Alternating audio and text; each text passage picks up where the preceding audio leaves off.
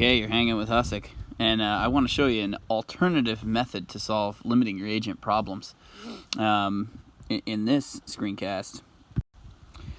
So I made a previous video about how I usually work through limiting reagent problems, how I usually solve them, and I do it by asking a theoretical question and kind of arbitrarily assigning one of them as the limiting reagent and imagining how much of the other reagent would be necessary to react with that. So this is a different way about it, and some students are grabbing onto this and finding this method a little bit more helpful. So let's go through this question, this practice question. To make aluminum iodide, I'm just going to highlight a few things here. To make aluminum iodide, so that's going to be the product, something we're trying to make, you react aluminum metal with solid iodine. How much aluminum iodide can be made from 1.2 grams of aluminum and 2.4 grams of iodine?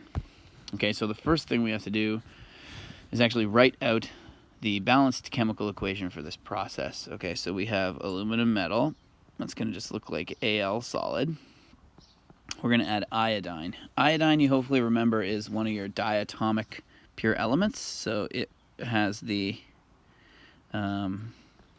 formula I2. Okay, it's one of the Brinkelhoff twins, or the Super 7, or however you think of it. And then the product is aluminum iodide. Well, if you look at where aluminum is in the periodic table, it's in group 13, so we know it's going to have a +3 charge as an aluminum ion. So therefore, the formula of aluminum iodide is going to be Ali3, because iodine is a halogen, so an iodide ion has a -1 charge. So again, if you're not sure on that one, I can just draw you a little, it's a good little review of making ionic formulas, but remember, those are the charges on those ions. This is an ionic compound because it's a metal and a non-metal, and so the formula for that's going to be Ali3. Whoops. Yeah, something. Ali3. Okay. Now we balance this thing. Let's balance this equation to make sure we got the ratios right. So aluminum we're going to leave till the end because it's by itself. We have to balance I2 and I3. So the lowest common multiple of 2 and 3 is going to be 6. So we'll need 6 iodine atoms in total over here. 3 times 2, 2 times 3. Okay, that's one way you can look at it. The other way you could look at it, well, we can do balancing videos later. If you need some more help on balancing, let me know. So we have to fix aluminum. We fix aluminum here and make it a 2. Now everything should be balanced. You can check. All right, so on with solving the problem. So we are given that we have 1.2 grams of aluminum and 2.4 grams of iodine. Well, what you hopefully realize is that to figure out how much product is made, we're going to have to identify which one is the limiting reagent. Because remember, the limiting reagent controls how much product is made. Okay? It's the thing you're going to run out of, and so that's going to control how much product you make. So if you make a mistake, you might just look at the smallest one here and say, oh, look, aluminum, 1.2 grams, that's less than 2.4. That's the limiting reagent. You can't do that. Remember, you can't compare masses. You can only compare moles. So the first thing you have to do is convert them to moles. And in this method I'm proposing here, you just convert them both to moles right away. Okay?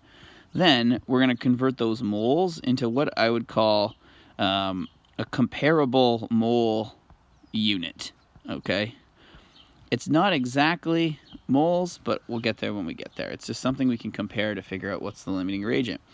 So let's find the moles of aluminum. So I'm going to use the formula as it's written in the data book just so you get used to it.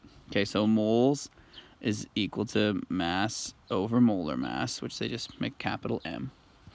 Obviously our mass here is, oops, slid everything around. Our mass here is, hey, sit still, screen, 1.20 grams. Our molar mass, if you look it up on the periodic table for aluminum, is 26.98. Okay, that's grams per mole. Pump that into your calculator.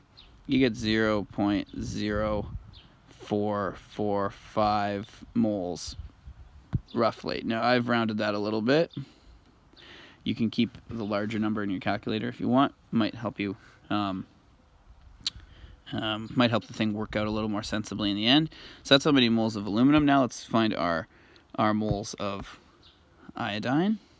So moles of iodine is equal to mass over molar mass for iodine.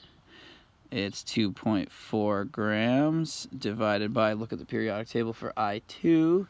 Iodine's very heavy, so it's about 126 a piece. 253.8 is the molar mass there. Just stick units on it if you can.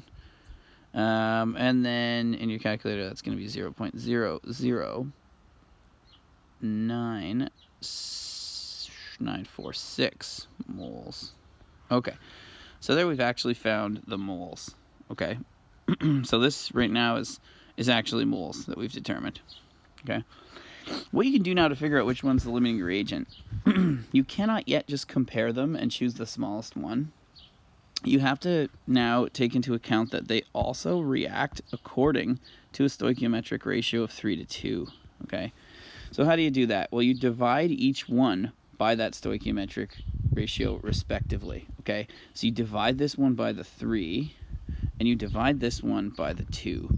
What that's going to convert them to is a number that isn't really a real value. That's what I'm saying. This will be the comparable mole unit, we could maybe call it. I don't know what else to call it, but it's not exactly moles, but it's something that's gonna let us examine more specifically which one's the limiting reagent. So 0.0222, and this one's gonna end up being 0.00315. Okay, now when you look at these, which one of those is the smallest? Yes, it's the one on the right. So that means this one is the limiting reagent. So the smallest one is the limiting reagent here. Okay. And again, I left them unitless because they are unitless. They don't have any meaning. The other reason I left these unitless is because you'll remember this is not the real number of moles. Over here up top, that's the real number of moles. Okay.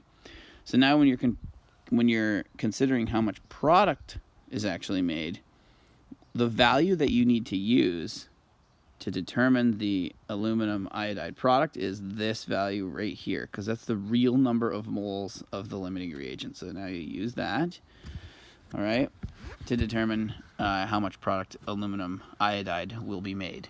So use the mole ratio of, there's 2 moles of aluminum iodide created for every 3 moles of iodine reacted, okay? And then you're going to multiply that moles of iodine that we actually have, the 946. You're going to multiply by that ratio, okay, 2 over 3. That's going to give you the moles of product. And I just punch that in my calculator and we're going to end up with 0.00631 roughly moles of aluminum iodide.